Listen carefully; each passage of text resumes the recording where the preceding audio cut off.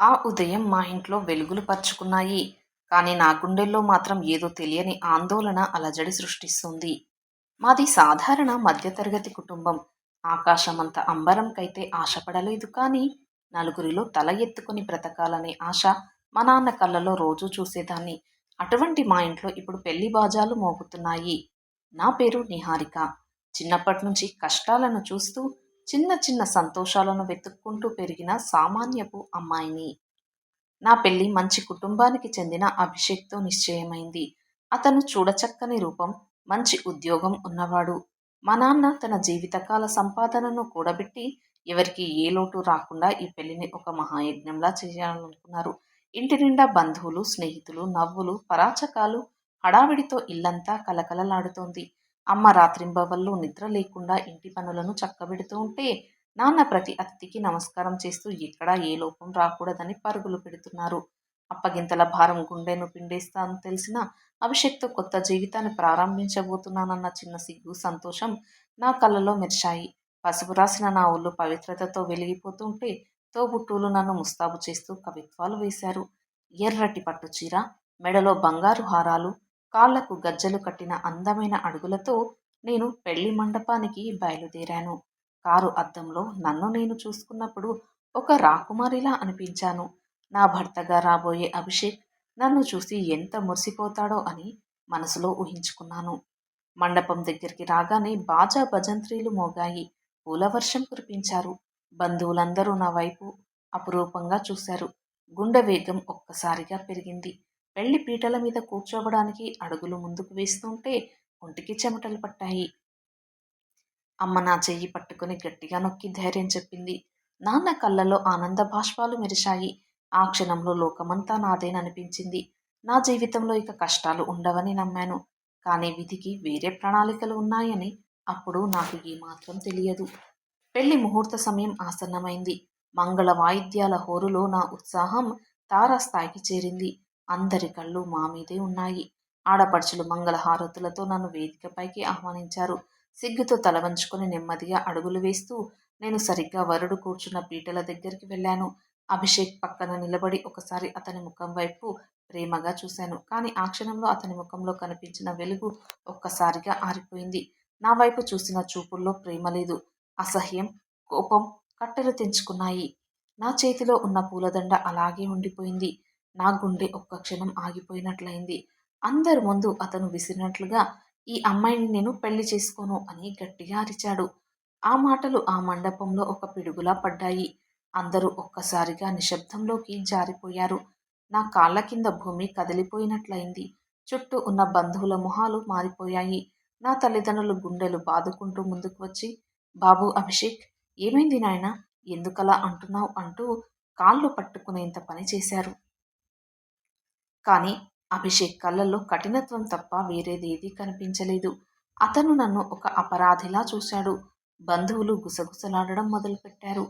మా పరువు క్షణాల వ్యవధిలో బజారున పడింది. నేను చేసిన తప్పు ఏంటో నా నోటి నుంచి మాట కూడా రాలేదు.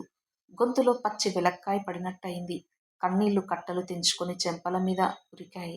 వాటిని తుడుచుకునే ధైర్యం కూడా నాకు లేకుండా పోయింది. అభిషేక్ ఒక్క మాట కూడా వివరణ ఇవ్వకుండా తన తల్లిదండ్రులను వెంటేసుకుని కోపంగా అక్కడ్నుంచి బయటకు నడిచి వెళ్ళిపోయాడు. అతని వెనకే వాళ్ళ కుటుంబ సభ్యులు కూడా మమ్మల్ని అవమానిస్తూ వెళ్ళిపోయారు.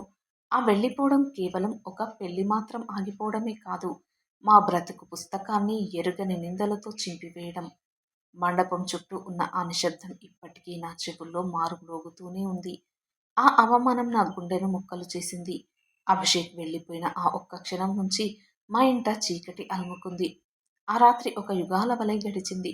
పెళ్లి కోసం తెచ్చిన పూలు వాడిపోయాయి. అలంకరించిన లైట్లు ఆరిపోయాయి. ఇల్లంతా శ్మశానాన్ని తలపించింది. నా గది తలుపులు వేసుకుని మంచం మీద ముఖం పెట్టుకుని నేను పడిన వేదన వర్ణనాతీతం.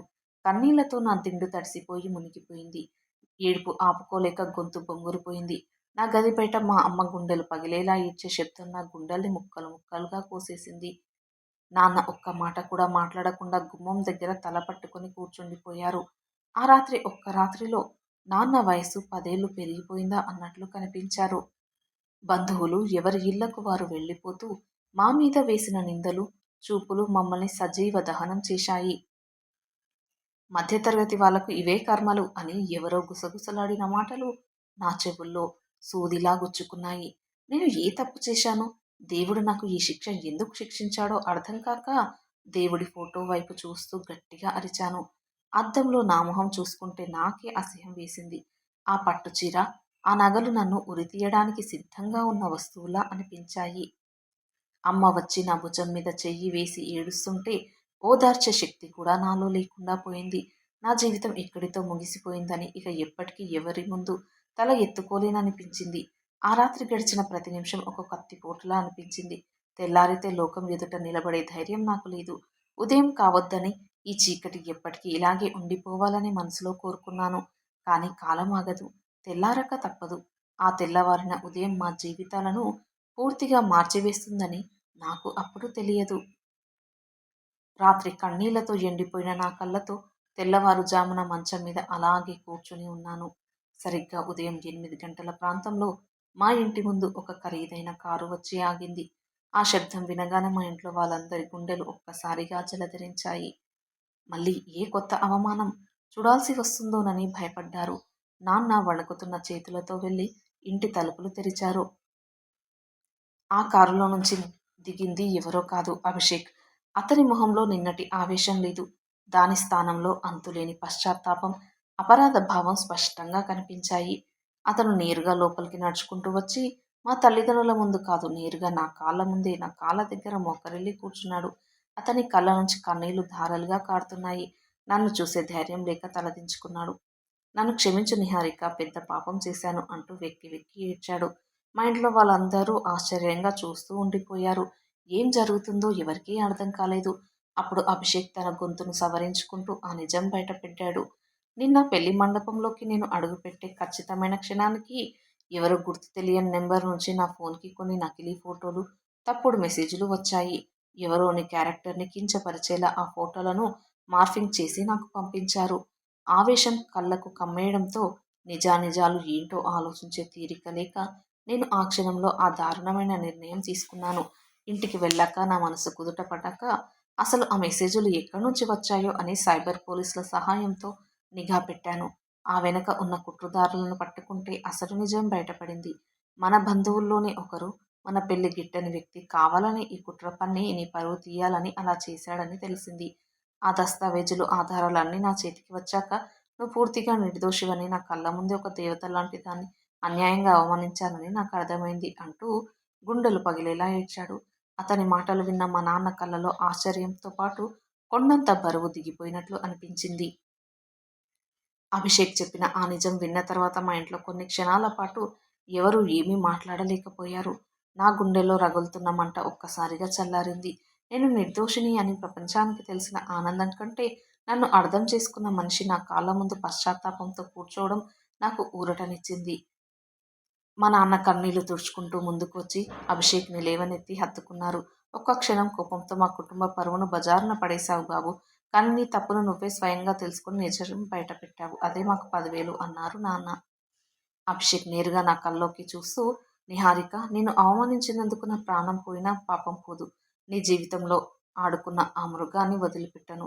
కానీ నీకు జరగాల్సిన న్యాయాన్ని సరిదిద్దే అవకాశం నాకు ఇవ్వు అని వేడుకున్నాడు. మా అమ్మ కళ్ళలో మళ్ళీ ఆనంద బాష్పాలు తిరిగాయి. నా పెదవులపై చిన్నటి చిరునవ్వు మెరిసింది. అభిషేక్ తన తప్పును బహిరంగంగా ఒప్పుకోవడమే కాకుండా మా కుటుంబ గౌరవాన్ని తిరిగి నిలబెట్టడానికి ఒక అద్భుతమైన నిర్ణయమూ తీసుకున్నాడు. నిన్న ఏ మండపంలో అయితే నన్ను అవమానించి వెళ్ళిపోయారో అదే మండపానికి మమ్మల్ని అందరి సమక్షంలో మళ్ళీ గౌరవంగా ఆహ్వానించాడు. బంధువులందరి ముందు నా తప్పు లేదని బహిరంగంగా ప్రకటించి అందరి క్షమాపణలు కోరి అదే పెళ్లిపీటలపై మళ్ళీ నన్ను మనస్ఫూర్తిగా వివాహం చేసుకున్నాడు. ఆ పెళ్లిలో ఎటువంటి హడావిడి లేదు. కేవలం కన్నీళ్లతో కూడిన పవిత్రమైన ప్రేమ, నిజాయితీ మాత్రమే ఉన్నాయి. ఆనాడు వేసిన ఆ అగ్నిసాక్షిగా మా బంధం మరింత గట్టిపడింది. జీవితంలో కొన్ని క్షణాల ఆవేశం, తొందరపాటు నిర్ణయాలు మనిషి జీవితాంతం పశ్చాత్తాపాన్ని మిగుల్స్తాయని ఆ రోజు మా ఇద్దరికీ అర్థమైంది. నిజం ఏమిటో పూర్తిగా తెలుసుకోకుండా ఎవరి మీద ఎప్పుడూ తొందరపడి తీర్పు చెప్పకూడదనే పెద్ద పాఠాన్ని ఆ సంఘటన మా జీవితానికి నేర్పింది. మరి నేను క్షమించి అభిషేక్ని పెళ్లి చేసుకోవడం సరైన నిర్ణయమే అంటారా? లేదా అతడిపై పోలీస్ కంప్లైంట్ ఇచ్చి చట్టపరంగా వెళ్ళేది ఉండాల్సిందా? మీ విలువైన అభిప్రాయాన్ని తప్పక కామెంట్స్లో తెలియచేయండి. అలాగే వీడియో నచ్చితే ప్లీజ్ లైక్ చేసి సబ్స్క్రైబ్ చేసుకోండి. Thanks for watching.